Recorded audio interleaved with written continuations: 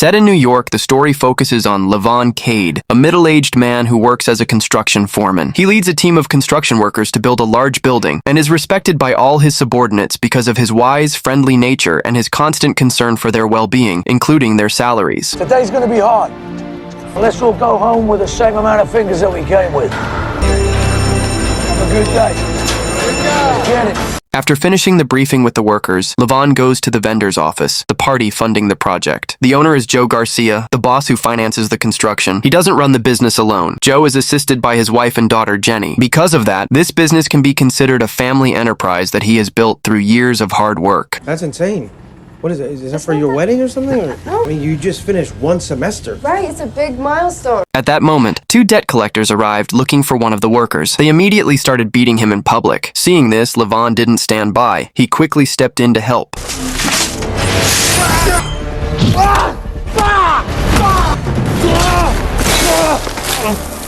Soon after, the debt collector's friends showed up. The situation grew more tense, and Levon swiftly drew his firearm.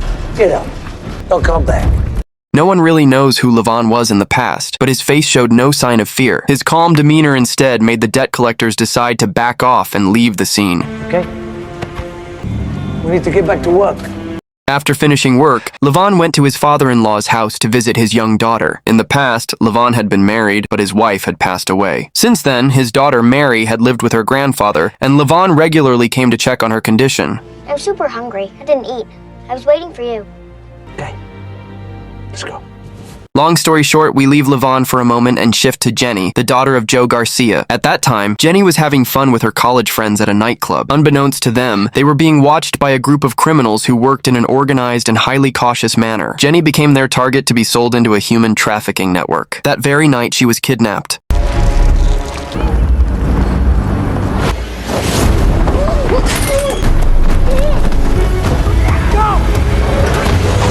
The next morning, when Levon arrived at the construction site, he saw several police officers coming out of Joe Garcia's office. It turned out that Joe and his wife had just found out that their daughter, Jenny, had gone missing. Because they felt the police couldn't be relied upon, they asked Levon for help to find Jenny immediately. Can you help us?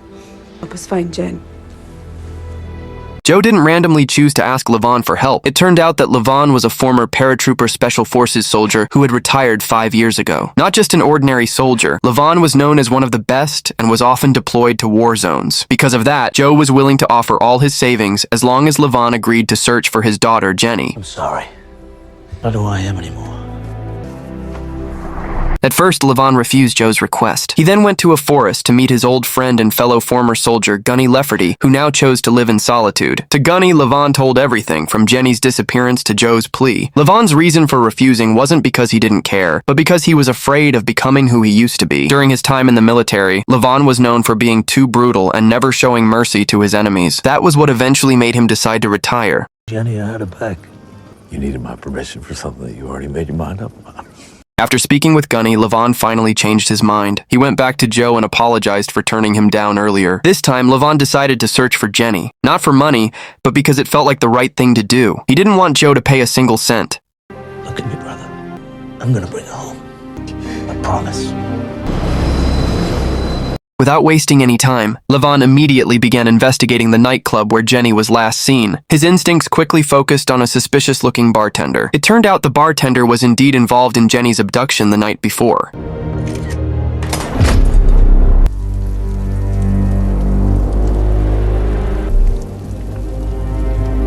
By placing a small tracking device on the bartender's car, Levon managed to trace the location of his private residence. Without hesitation, he went straight into the house. Hello, Johnny. Fuck. While Levon was interrogating the bartender, two men suddenly entered the house. Acting quickly, Levon pulled the bartender into cover. After the bartender and his two partners were killed, Levon realized that they were members of a Russian gangster group known for being involved in serious crimes. Since he didn't get any clues from them, Levon decided to watch the bartender's house, hoping someone would show up and give him a lead. And sure enough, the next morning, two eccentric-looking twin men appeared along with a man named Wolo Kolesnik. After seeing the bartender and his two partners dead, Wolo immediately called in a cleanup crew to handle the mess at the scene.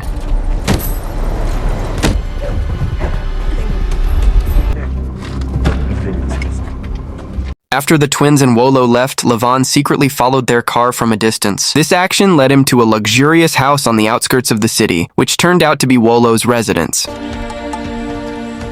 With military gear he had brought along, Levon began watching Wolo from a distance. It turned out that Wolo was not only a criminal, but also an abusive husband who frequently assaulted his wife.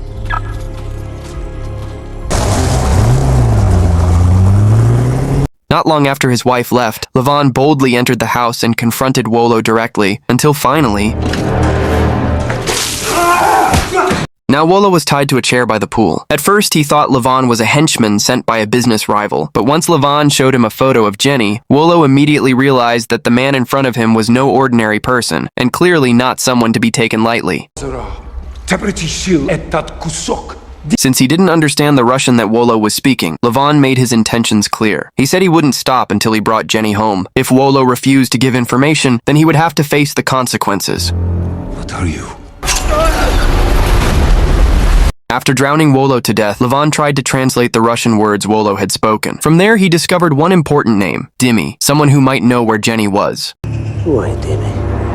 After Wolo's body was found, the two twin men who worked for him welcomed the arrival of an important figure in the mafia circle. He was Simon Karchenko, a close friend of Wolo who was considered like a brother. Learning that Wolo was dead, Simon didn't stay silent. He immediately mobilized all his men to find the culprit. And bring him to me. Meanwhile, Levon contacted a friend of his who worked in the police force to gather information about Wolo and his mafia group. From there, Levon discovered that Dimi, the person Wolo mentioned before he died, was actually his own biological son. The police then advised Levon to investigate a bar known for distributing illegal goods in order to dig deeper.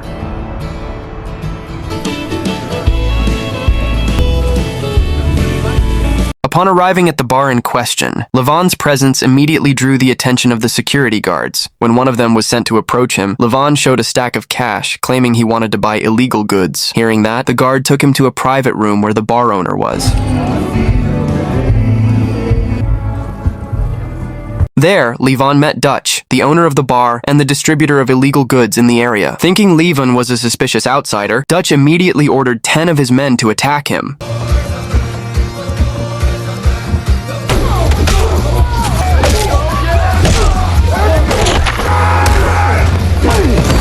Enough!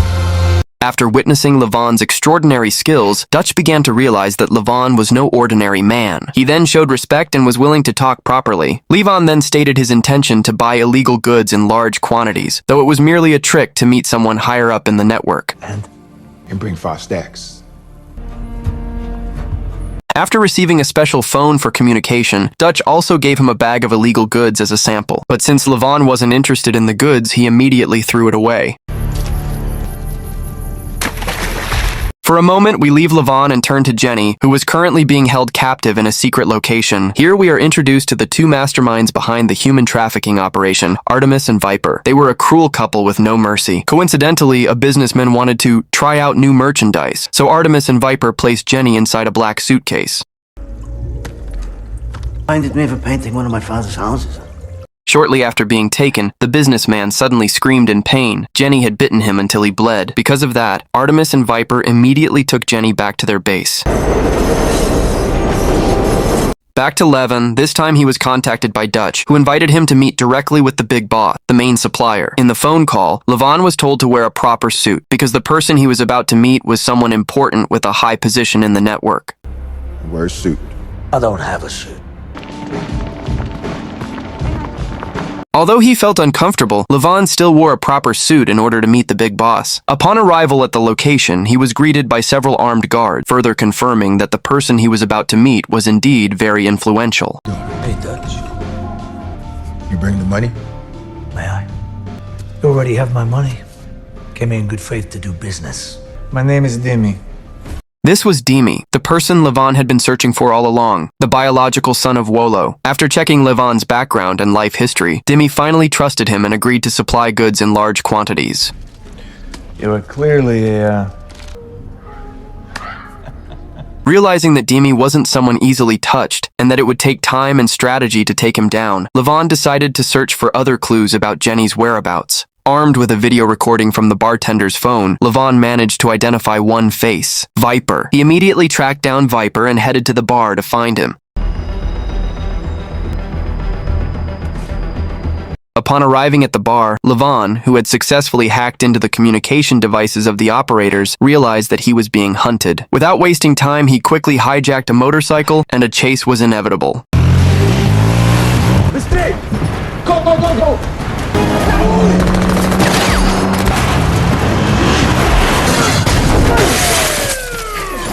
Unfortunately, two officers who were on patrol turned out to be part of the mafia ring. Levon was immediately captured by the twins and taken to be handed over to Simon. If the twins thought they were great for capturing Levon, then they were gravely mistaken. Levon was not someone who could be subdued just because of his eccentric appearance.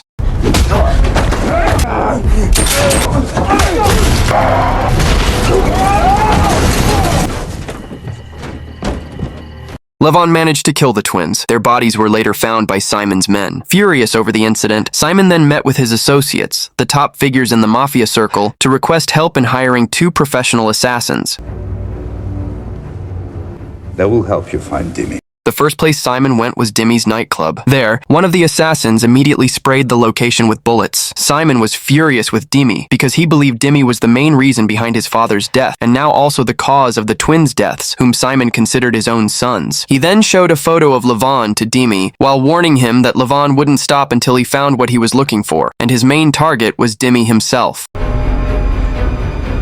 Because he was considered to have failed in handling the situation, Dimmy was ultimately removed from the operation. The 2 assassins then went straight to a hacker to trace Levon's identity. Through the search, they managed to find the address of his father-in-law's house.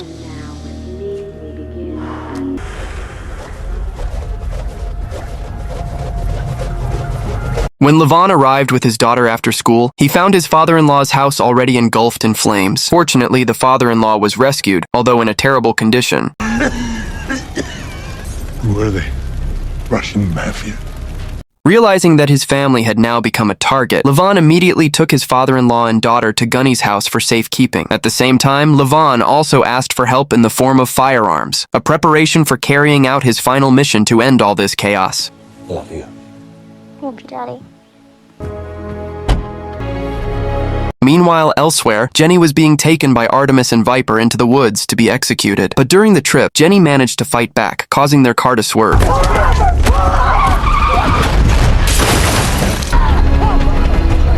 Jenny quickly ran into the forest and managed to untie herself. She then reached a highway and met 2 police officers on patrol. Unfortunately, those 2 officers turned out to be part of Artemis's group.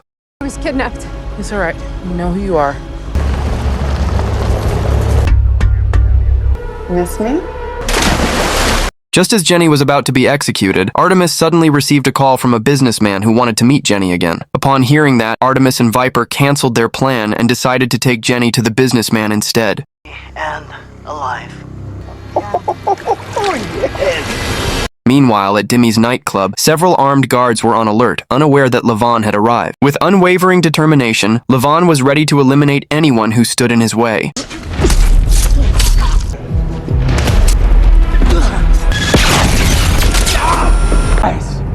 I figured that. After all the guards were killed, Levon went straight to Dimmy, who was now lying helpless on the floor. In a cold tone, Levon forced Dimmy to reveal Jenny's whereabouts, because that was the only way his life might still be spared. That's bad for both of us. It's South and 57. I give you her address. When they arrived at the place where Jenny was being held, Levon told Dimmy to get out of the car. In confusion, Dimmy asked why Levon was going so far to save a girl who had no relation to him. Why do you hunt us? You have a daughter? No. Then you won't understand.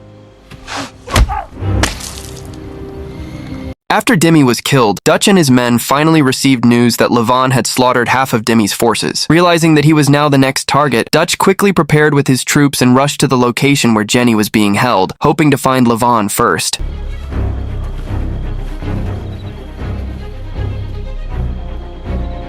Levon returned to his brutal ways. He defeated many of Artemis and Viper's men who were guarding the place, just as the businessman was about to harm Jenny. At the same time, Dutch and his team also arrived at the location. The situation instantly turned chaotic and full of commotion. After taking down all the enemy henchmen, Levon now had to face Dutch and a fellow ex-soldier. Even though Dutch was big and strong, it still wasn't enough to defeat Levon, who was far tougher and deadlier.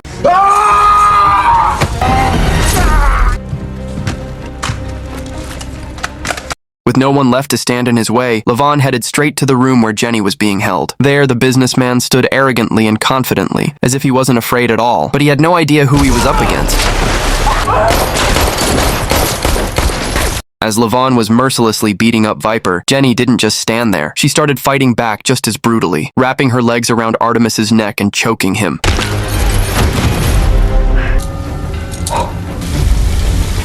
The tension wasn't over yet. Two hitmen sent by Simon suddenly appeared. Unlike the previous enemies, these two were truly ruthless, firing in all directions without caring who was around. But Levon had his own way of dealing with them.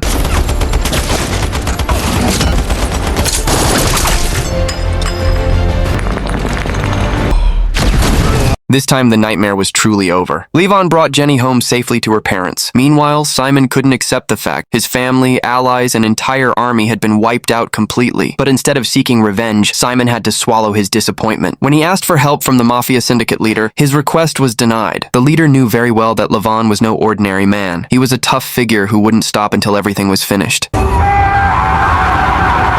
Thanks to Levon, Jenny was finally reunited with her parents. After making sure everything was safe, Levon went to Gunny's house to check on his daughter. Even though he was known to be brutal and ruthless during the mission, in front of his daughter, Levon turned into a warm and loving father, a dad who could laugh and play with her.